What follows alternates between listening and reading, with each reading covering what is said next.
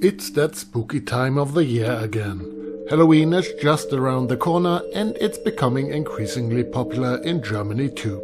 So I thought I'd tell you about a wonderful eerie place in Munich, the Old South Cemetery. It is home to the graves of interesting personalities, but also to a few spooky stories. It was established in 1563, at that time as a plague cemetery.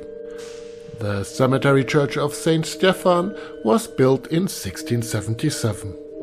The apse still has its original stucco. In 1789, Elector Karl Theodor issued a ban on burials within the city walls. As a result, the old plague cemetery outside the walls became the city's central and only cemetery until 1868. For 80 years, all of the city's important figures were buried here. The last burial took place here in 1943. After the war, the Old South Cemetery was no longer used and has since been a listed green space. At the northern end of the cemetery is the grave of sculptor Ferdinand von Miller.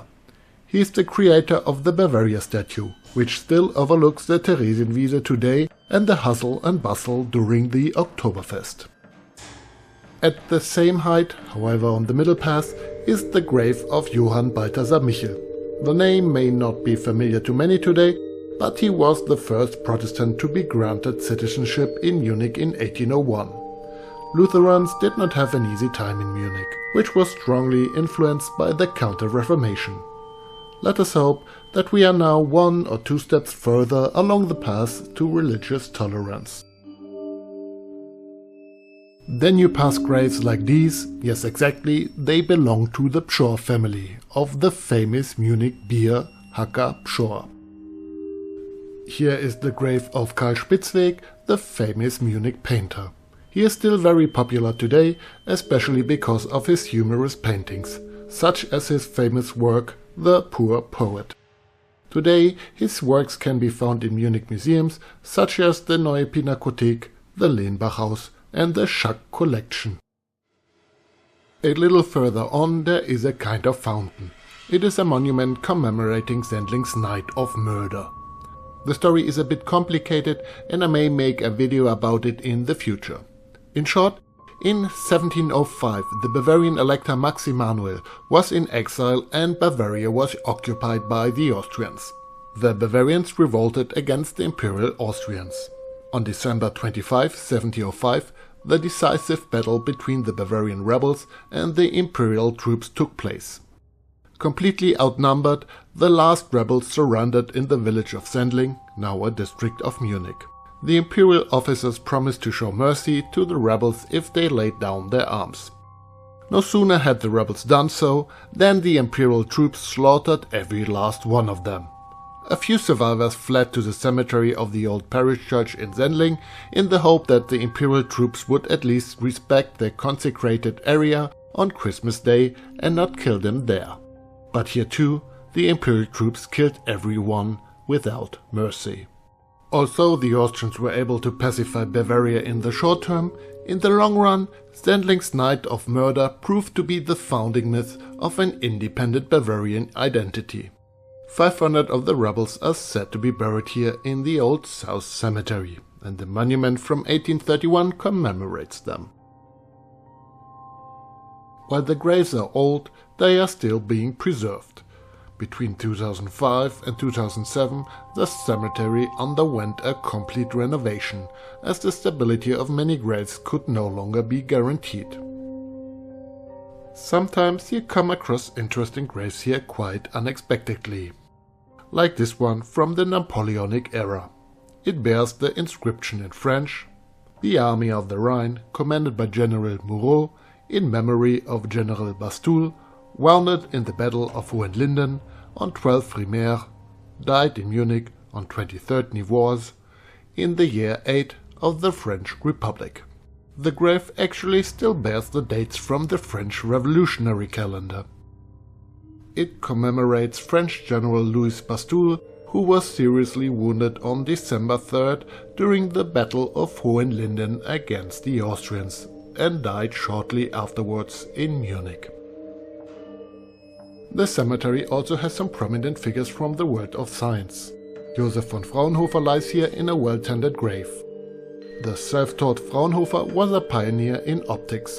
With his discovery of the Fraunhofer lines, he laid the foundation for modern spectral analysis.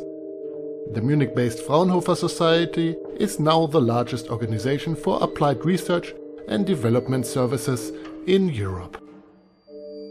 The grave of hygienist Max von Pettenkofer can be found in the southern part of the cemetery. He is considered the founder of modern hygiene and health science. His work in Munich was also very concrete. He fought for clean drinking water, sewerage, ventilation of living spaces, and thus made Munich one of the healthiest cities in Europe after it had previously been notorious for cholera. Even today, Munich's tap water is considered the best in Germany. His name is now borne by the Research and University Laboratory for Hygiene and Medical Microbiology at the Ludwig-Maximilian University in Munich. Of course, there's also a real ghost story at the Old South Cemetery. There is a very strange gravestone here. It mentions 7 young men who all died on the same day.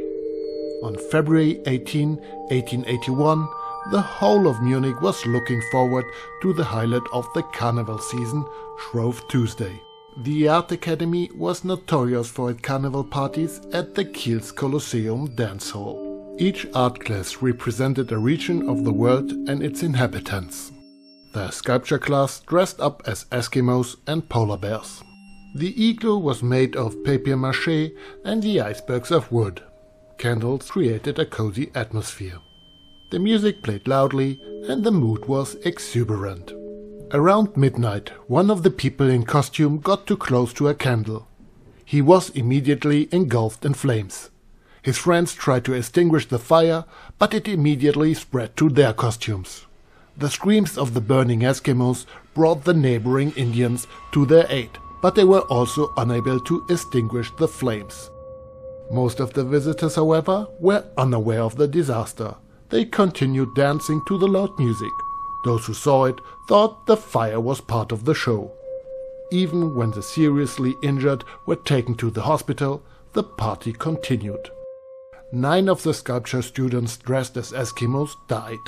The whole thing went down in Munich's history as the Eskimo Tragedy.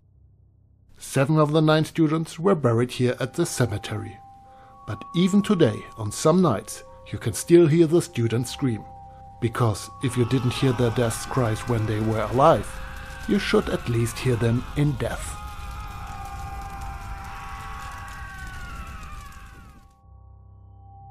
That's it from the Old South Cemetery here in Munich. Please subscribe, it would be great if I could reach the 4 figures by the end of the year. Likes and hypes also help a lot. And would you like me to give you a tour of the Old South Cemetery? Or would you prefer more lively places in the city? You can find my homepage and email address here. See you in the next video and have a spooky Halloween!